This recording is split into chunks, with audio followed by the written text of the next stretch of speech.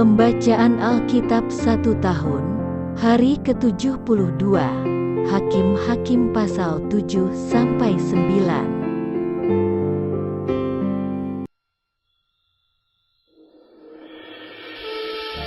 Hakim-Hakim pasal 7 ayat 1-25.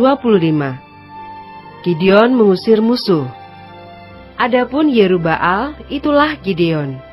Bangun pagi-pagi dengan segala rakyat yang bersama-sama dengan dia.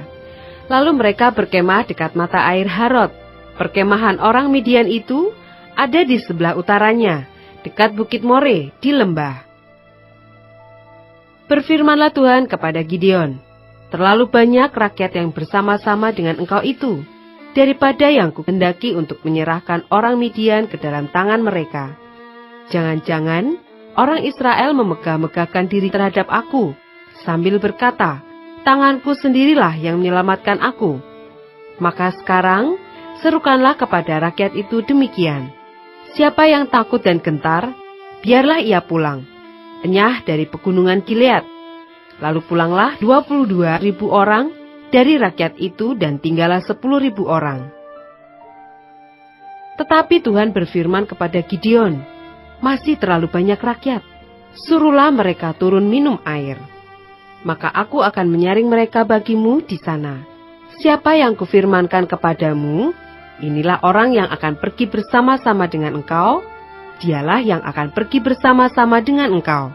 Tetapi barang siapa yang kufirmankan kepadamu, inilah orang yang tidak akan pergi bersama-sama dengan engkau, dialah yang tidak akan pergi. Lalu Gideon menyuruh rakyat itu turun minum air. Dan berfirmanlah Tuhan kepadanya, barang siapa yang minum air dengan lidahnya seperti anjing menjilat, haruslah kau kumpulkan tersendiri. Demikianlah juga semua orang yang berlutut untuk minum.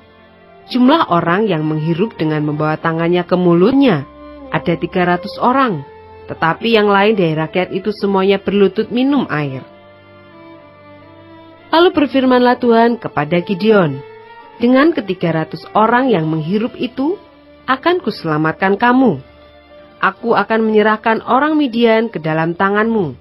Tetapi yang lain dari rakyat itu semuanya boleh pergi, masing-masing ke tempat kediamannya. Dari rakyat itu mereka mengambil bekal dan sangkakala.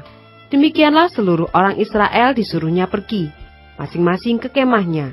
Tetapi ke-300 orang itu ditahannya. Adapun perkemahan orang Midian ada di bawahnya, di lembah. Pada malam itu berfirmanlah Tuhan kepadanya, bangunlah, turunlah menyerbu perkemahan itu, sebab telah kuserahkan itu ke dalam tanganmu.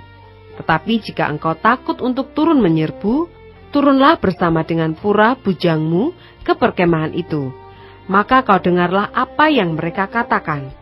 Kemudian engkau akan mendapat keberanian untuk turun menyerbu perkemahan itu. Lalu turunlah ia bersama dengan pura bujangnya itu, sampai kepada penjagaan terdepan laskar di perkemahan itu. Adapun orang Midian dan orang Amalek dan semua orang dari sebelah timur itu bergelimpangan di lembah itu, seperti belalang banyaknya, dan unta mereka tidak terhitung, seperti pasir di tepi laut banyaknya. Ketika Gideon sampai ke situ, kebetulan ada seorang menceritakan mimpinya kepada temannya. Katanya, aku bermimpi. Tampak sekeping roti jelai terguling masuk ke perkemahan orang Midian. Setelah sampai ke kemah ini, dilanggarnyalah kemah ini, sehingga roboh dan dibongkar bangkirkannya. Demikianlah kemah ini habis runtuh. Lalu temannya menjawab, ini tidak lain dari pedang Gideon bin Yoas, orang Israel itu. Allah telah menyerahkan orang Midian dan seluruh perkemahan ini ke dalam tangannya. Segera sesudah Gideon mendengar mimpi itu diceritakan dengan maknanya, sujudlah ia menyembah. Kemudian pulanglah ia ke perkemahan orang Israel. Lalu berkata, bangunlah, sebab Tuhan telah menyerahkan perkemahan orang Midian ke dalam tanganmu. Sesudah itu dibaginyalah ke-300 orang itu dalam 3 pasukan. Dan ke tangan mereka semuanya diberikannya sangkakala dan buyung kosong dengan suluh di dalam buyung itu. Dan berkatalah ia kepada mereka, perhatikanlah aku, dan lakukanlah seperti yang kulakukan. Maka apabila aku sampai ke ujung perkemahan itu, haruslah kamu lakukan seperti yang kulakukan. apabila aku dan semua orang yang bersama dengan aku meniup sangkakala, maka haruslah kamu meniup sangkakala sekeliling seluruh perkemahan itu, dan berseru, demi Tuhan dan demi Gideon. Lalu Gideon dan ke-100 orang yang bersama-sama dengan dia sampai ke ujung perkemahan itu pada waktu permulaan giliran jaga tengah malam, ketika penjaga-penjaga baru saja ditempatkan. Lalu mereka meniup sangkakala sambil memecahkan buyung yang di tangan mereka. Demikianlah ketika pasukan itu bersama-sama meniup sangkakala dan memecahkan buyung dengan memegang obor di tangan kirinya dan sangkakala di tangan kanannya untuk ditiup, serta berseru, pedang demi Tuhan dan demi Gideon. Sementara itu tinggallah mereka berdiri, masing-masing di tempatnya, sekeliling perkemahan itu. Tetapi seluruh tentara musuh menjadi kacau balau, berteriak-teriak dan melarikan diri. Sedang ke-300 orang itu meniup sangkakala, maka di perkemahan itu Tuhan membuat pedang yang seorang diarahkan kepada yang lain. Lalu larilah tentara itu sampai ke Bet-sita, ke arah Zerera, sampai ke pinggir Abel Mehola, dekat Tabat. Kemudian dikerahkanlah orang-orang Israel dari suku Naftali dan dari suku Asyer dan dari segenap suku Manasye. Lalu mereka mengejar orang Midian itu. Gideon menyuruh juga orang ke seluruh pegunungan Efraim dengan pesan, turunlah menghadapi orang Midian, dan dudukilah segala batang air sampai ke Bet-bara dan juga sungai Yordan. Maka semua orang Efraim dikerahkan, lalu mereka menduduki segala batang air sampai ke Bet-bara juga sungai Yordan. Mereka berhasil menawan 2 raja Midian, yakni Oreb dan Zeeb. Oreb dibunuh di gunung batu Oreb, dan Zeeb dibunuh dalam tempat pemerasan anggur Zeeb. Mereka mengejar orang Midian itu, lalu mereka membawa kepala Oreb dan kepala Zeeb kepada Gideon di seberang sungai Yordan.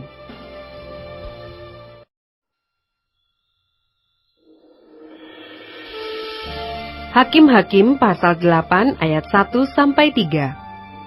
Lalu berkatalah orang-orang Efraim kepada Gideon, apa macam perbuatanmu ini terhadap kami?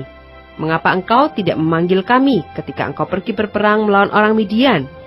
Lalu mereka menyesali dia dengan sangat. Jawabnya kepada mereka, apa perbuatanku dalam hal ini, jika dibandingkan dengan kamu? Bukankah pemetikan susulan oleh suku Efraim lebih baik hasilnya dari panen buah anggur kaum Abiezer? Allah telah menyerahkan kedua raja Midian itu, yakni Oreb dan Zeeb, ke dalam tanganmu.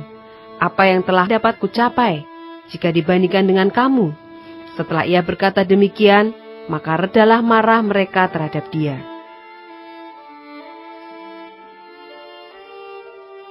Ayat 4-21. Orang Midian dikalahkan, raja-rajanya dibunuh.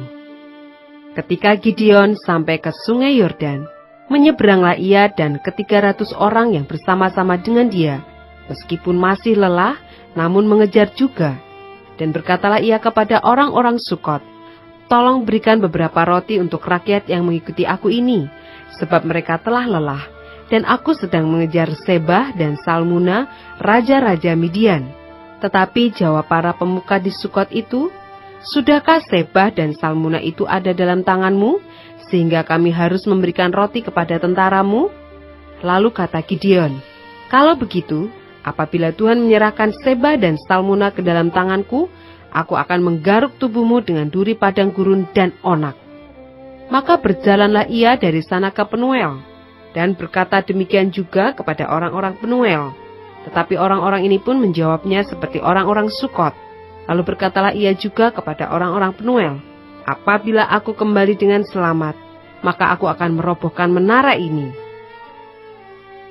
Sementara itu Sebah dan Salmuna ada di Karkor bersama-sama dengan tentara mereka, kira-kira 15.000 orang banyaknya, yakni semua orang yang masih tinggal hidup dari seluruh tentara orang-orang dari sebelah timur. Banyaknya yang tewas ada 120.000 orang yang bersenjatakan pedang. Gideon maju melalui jalan orang-orang yang diam di dalam kemah di sebelah timur Nobah dan Yokbeha, lalu memukul kalah tentara itu, ketika tentara itu menyangka dirinya aman. Sebah dan Salmuna melarikan diri, tetapi Gideon mengejar mereka dan menawan kedua raja Midian itu. yakni Seba dan Salmuna, sedang seluruh tentara itu dicerai-beraikannya. Kemudian kembalilah Gideon bin Yoas dari peperangan dengan melalui pendakian Heres. Ditangkapnyalah seorang muda dari penduduk Sukot. Setelah ditanyai, orang itu menuliskan nama para pemuka dan para tua-tua di Sukot untuk Gideon. 77 orang banyaknya. Lalu pergilah Gideon kepada orang-orang Sukot sambil berkata, "Inilah Sebah dan Salmuna yang karenanya kamu telah mencela aku dengan berkata, sudahkah Sebah dan Salmuna itu ada dalam tanganmu, sehingga kami harus memberikan roti kepada orang-orangmu yang lelah itu?" Lalu ia mengumpulkan para tua-tua kota itu. Ia mengambil duri padang gurun dan onak, dan menghajar orang-orang Sukot dengan itu. Juga menara Penuel dirobohkannya, dan dibunuhnya orang-orang kota itu. Kemudian bertanyalah ia kepada Seba dan Salmuna, "Di manakah orang-orang yang telah kamu bunuh di Tabor itu?" Jawab mereka, "Mereka itu serupa dengan engkau, sikap mereka masing-masing seperti anak raja." Lalu kata Gideon, "Saudara-saudarakulah itu, anak-anak ibuku. Demi Tuhan yang hidup, seandainya kamu membiarkan mereka hidup, aku tidak akan membunuh kamu." Katanya kepada Yeter, anak sulungnya, "Bangunlah, bunuhlah mereka." Tetapi orang muda itu tidak menghunus pedangnya, karena ia takut, sebab ia masih muda. Lalu kata Sebah dan Salmuna, "Bangunlah engkau sendiri dan paranglah kami, sebab seperti orangnya demikian pula kekuatannya." Maka bangunlah Gideon, dibunuhnya Sebah dan Salmuna, kemudian diambilnya bulan-bulanan yang ada pada leher unta mereka. Ayat 22-35. Perbuatan Gideon selanjutnya dan akhir hidupnya. Kemudian berkatalah orang Israel kepada Gideon, "Biarlah engkau memerintah kami, baik engkau, baik anakmu maupun cucumu, sebab engkaulah yang telah menyelamatkan kami dari tangan orang Midian." Jawab Gideon kepada mereka, "Aku tidak akan memerintah kamu, dan juga anakku tidak akan memerintah kamu, tetapi Tuhan yang memerintah kamu." Selanjutnya kata Gideon kepada mereka, "Satu hal saja yang kuminta kepadamu, baiklah kamu masing-masing memberikan anting-anting dari jarahannya, karena musuh itu beranting-anting emas, sebab mereka orang Ismail." Jawab mereka, "Kami mau memberikannya dengan suka hati." Dan setelah dihamparkan sehelai kain, maka masing-masing melemparkan anting-anting dari jarahannya ke atas kain itu. Adapun berat anting-anting emas yang dimintanya itu ada 1.700 shikal emas, belum terhitung bulan-bulanan, perhiasan telinga, dan pakaian kain ungu muda yang dipakai oleh raja-raja Midian, dan belum terhitung kalung rantai yang ada pada leher unta mereka. Kemudian Gideon membuat efod dari semuanya itu, dan menempatkannya di kotanya di Ofra. Di sanalah orang Israel berlaku serong dengan menyembah efod itu. Inilah yang menjadi jerat bagi Gideon dan seisi rumahnya. Demikianlah orang Midian tunduk kepada orang Israel, dan tidak dapat menegakkan kepalanya lagi. Maka amanlah negeri itu 40 tahun lamanya pada zaman Gideon. Lalu Yerubbaal bin Yoas pergilah dan diam di rumahnya sendiri. Gideon mempunyai 70 anak laki-laki, semuanya anak kandungnya, sebab ia beristri banyak. Juga gundiknya yang tinggal di Sikem melahirkan seorang anak laki-laki baginya. Lalu ia memberikan nama Abimelek kepada anak itu. Gideon bin Yoas mati pada waktu rambutnya telah putih, lalu dikuburkan dalam kubur Yoas ayahnya di Ofra, kota orang Abieser. Setelah Gideon mati, kembalilah orang Israel berjalan serong dengan mengikuti para Baal dan membuat Baal Berit menjadi Allah mereka. Orang Israel tidak ingat kepada Tuhan Allah mereka yang telah melepaskan mereka dari tangan semua musuhnya di sekelilingnya. Juga tidak menunjukkan terima kasihnya kepada keturunan Yerubbaal, Gideon, seimbang dengan segala yang baik yang telah dilakukannya kepada orang Israel.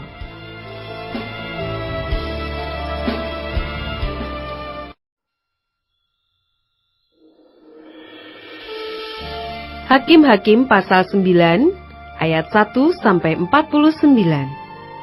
Abimelek menjadi raja di Sikem. Adapun Abimelek bin Yerubbaal pergi ke Sikem kepada saudara-saudara ibunya dan berkata kepada mereka dan kepada seluruh kaum dari pihak keluarga ibunya, "Tolong katakan kepada seluruh warga kota Sikem, manakah yang lebih baik bagimu? 70 orang memerintah kamu, yaitu semua anak Yerubbaal, atau 1 orang? Dan ingat juga bahwa aku darah dagingmu." Lalu saudara-saudara ibunya mengatakan hal ikwalnya kepada seluruh warga kota Sikem. Maka condonglah hati orang-orang itu untuk mengikuti Abimelek, sebab kata mereka, "Memang ia saudara kita." Sesudah itu mereka memberikan kepadanya 70 uang perak dari kuil Baal Berit. Lalu Abimelek memberi perak itu sebagai upah kepada petualang-petualang dan orang-orang nekat supaya mengikuti dia. Ia pergi ke rumah ayahnya di Ofra, lalu membunuh saudara-saudaranya, anak-anak Yerubbaal, 70 orang di atas satu batu. Tetapi Yotam, anak bungsu Yerubbaal, tinggal hidup karena ia menyembunyikan diri. Kemudian berkumpullah seluruh warga kota Sikem dan seluruh Bet Milo. Mereka pergi menobatkan Abimelek menjadi raja dekat pohon terbantin di tugu peringatan yang di Sikem. Setelah hal itu dikabarkan kepada Yotam, pergilah ia ke gunung Gerisim dan berdiri di atasnya. Lalu berserulah ia dengan suara nyaring kepada mereka, "Dengarkanlah aku, kamu warga kota Sikem, maka Allah akan mendengarkan kamu juga. Sekali peristiwa pohon-pohon pergi mengurapi yang akan menjadi raja atas mereka." Kata mereka kepada pohon zaitun, "Jadilah raja atas kami." Tetapi jawab pohon zaitun itu kepada mereka, "Masakan aku meninggalkan minyakku yang dipakai untuk menghormati Allah dan manusia, dan pergi melayang di atas pohon-pohon?" Lalu kata pohon-pohon itu kepada pohon ara, "Marilah, jadilah raja atas kami." Tetapi jawab pohon ara itu kepada mereka, "Masakan aku meninggalkan manisanku dan buah-buahku yang baik, dan pergi melayang di atas pohon-pohon?" Lalu kata pohon-pohon itu kepada pohon anggur, "Marilah, jadilah raja atas kami." Tetapi jawab pohon anggur itu kepada mereka, "Masakan aku meninggalkan air buah anggurku yang menyukakan hati Allah dan manusia, dan pergi melayang di atas pohon-pohon?" Lalu kata segala pohon itu kepada semak duri, "Marilah, jadilah raja atas kami." Jawab semak duri itu kepada pohon-pohon itu, "Jika kamu sungguh-sungguh mau mengurapi aku menjadi raja atas kamu, datanglah berlindung di bawah naunganku. Tetapi jika tidak, biarlah api keluar dari semak duri dan memakan habis pohon-pohon aras yang di gunung Libanon. Maka sekarang, jika kamu berlaku setia dan tulus ikhlas dengan membuat Abimelek menjadi raja, dan jika kamu berbuat yang baik kepada Yerubbaal dan kepada keturunannya, dan jika kamu membalaskan kepadanya seimbang dengan jasanya, bukankah ayahku telah berperang membela kamu dan menyabung nyawanya, dan telah melepaskan kamu dari tangan orang Midian, padahal kamu sekarang memberontak terhadap keturunan ayahku, dan membunuh anak-anaknya, 70 orang banyaknya, di atas satu batu, serta membuat Abimelek anak seorang budaknya perempuan menjadi raja atas warga kota Sikem karena ia saudaramu. Jadi jika kamu pada hari ini berlaku setia dan tulus ikhlas kepada Yerubbaal dan keturunannya, maka silahkanlah kamu bersuka cita atas Abimelek, dan silahkanlah ia bersuka cita atas kamu. Tetapi jika tidak demikian, maka biarlah api keluar daripada Abimelek, dan memakan habis warga kota Sikem dan juga Bet Milo. Dan biarlah api keluar daripada warga kota Sikem, dan juga dari Bet Milo, dan memakan habis Abimelek. Kemudian larilah Yotam. Ia melarikan diri ke Beer, dan tinggal di sana karena takut kepada Abimelek saudaranya itu. Setelah 3 tahun lamanya, Abimelek memerintah atas orang Israel, maka Allah membangkitkan semangat jahat di antara Abimelek dan warga kota Sikem, sehingga warga kota Sikem itu menjadi tidak setia kepada Abimelek. Supaya kekerasan terhadap ke-70 anak Yerubbaal dibalaskan, dan darah mereka ditimpakan kepada Abimelek saudara mereka, yang telah membunuh mereka, dan kepada warga kota Sikem yang membantu dia membunuh saudara-saudaranya itu. Sebab warga kota Sikem itu menempatkan orang untuk menghadang dia di puncak gunung dan merampas setiap orang yang melewati mereka melalui jalan itu. Hal itu dikabarkan kepada Abimelek. Sementara itu Gaal bin Ebed beserta saudara-saudaranya telah datang dan pindah ke kota Sikem. Warga kota Sikem percaya kepadanya. Jadi pergilah mereka ke ladang, Mereka mengumpulkan hasil kebun anggur mereka dan mengirik memerasnya, lalu mengadakan perayaan. Mereka masuk ke kuil Allah mereka dan makan minum sambil mengutuki Abimelek. Berkatalah Gaal bin Ebed, "Siapa itu Abimelek, dan siapa kita orang Sikem? Maka kita menjadi hambanya. Bukankah anak Zerubaal dan Zebul wakilnya menjadi hamba orang-orang Hemor, ayah Sikem? Jadi mengapakah kita menjadi hambanya? Sekiranya orang-orang kota ini ada di dalam tanganku, maka tentulah aku mengenyahkan Abimelek." Lalu berkatalah ia ke arah Abimelek, "Perkuatlah tentaramu dan majulah." Ketika Zebul penguasa kota itu mendengar perkataan Gaal bin Ebed, bangkitlah amarahnya. Ia mengirim utusan kepada Abimelek di Aruma dengan pesan, "Gaal bin Ebed dan saudara-saudaranya telah datang ke Sikem, dan ketahuilah mereka menghasut kota itu melawan engkau. Oleh sebab itu berangkatlah pada waktu malam, engkau dan rakyat yang bersama-sama dengan engkau itu, dan adakanlah penghadangan di padang. Esoknya pagi-pagi, pada waktu matahari terbit, haruslah engkau menyerbu kota itu. Dan jika ia dan orang-orangnya keluar melawan engkau, maka engkau dapat berbuat kepadanya sesuai dengan keadaan yang kau dapati."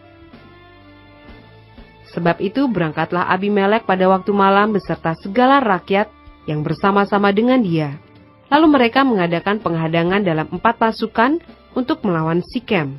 Ketika Gaal bin Ebed pergi keluar dan berdiri di depan pintu gerbang kota itu, Abimelek kebetulan bangun dari tempat penghadangannya beserta rakyat yang bersama-sama dengan dia.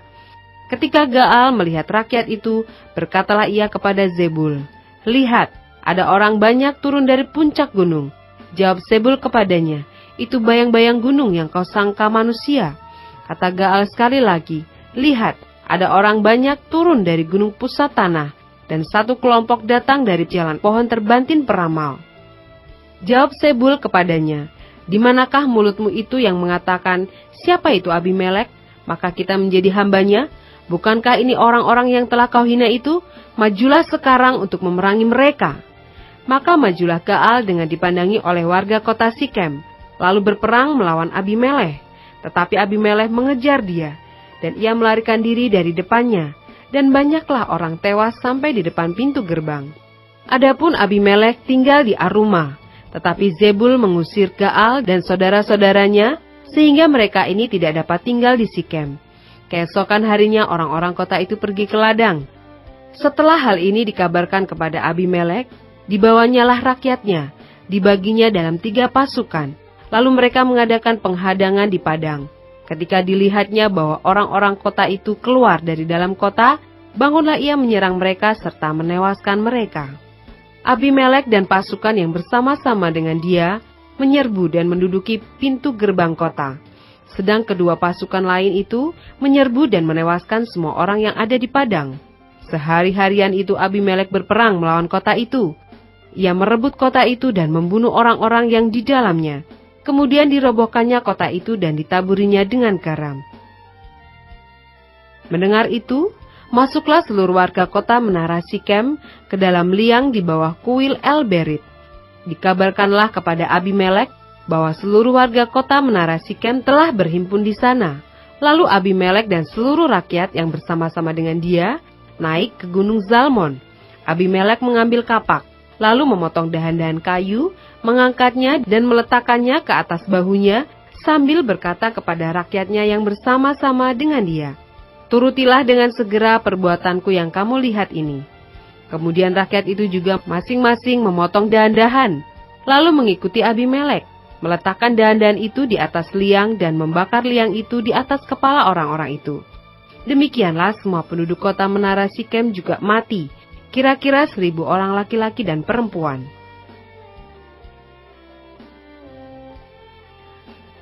Ayat 50-57. Abimelek mati ditimpa batu. Selanjutnya Abimelek pergi ke Tebes. Ia mengepung Tebes, lalu merebutnya. Tetapi ada sebuah menara yang kuat di tengah-tengah kota, dan semua laki-laki dan perempuan, seluruh warga kota itu, melarikan diri ke situ. Mereka menutup pintu di belakangnya dan naik ke atas soto menara itu. Lalu sampailah Abimelek ke menara itu, menyerangnya dan dapat menerobos sampai ke pintu menara itu untuk membakarnya. Tetapi seorang perempuan menimpakan sebuah batu kilangan kepada kepala Abimelek dan memecahkan batu kepalanya.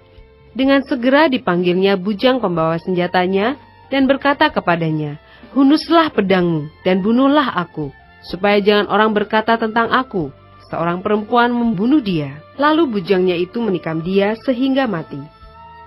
Setelah dilihat oleh orang Israel bahwa Abimelek telah mati, pergilah mereka masing-masing ke tempat kediamannya. Demikianlah Allah membalaskan kejahatan yang dilakukan oleh Abimelek kepada ayahnya, yaitu pembunuhan atas ke-70 saudaranya. Juga segala kejahatan orang-orang Sikem ditimpakan kembali oleh Allah kepada kepala mereka sendiri. Demikianlah kutuk Yotam bin Yerubbaal mengenai mereka.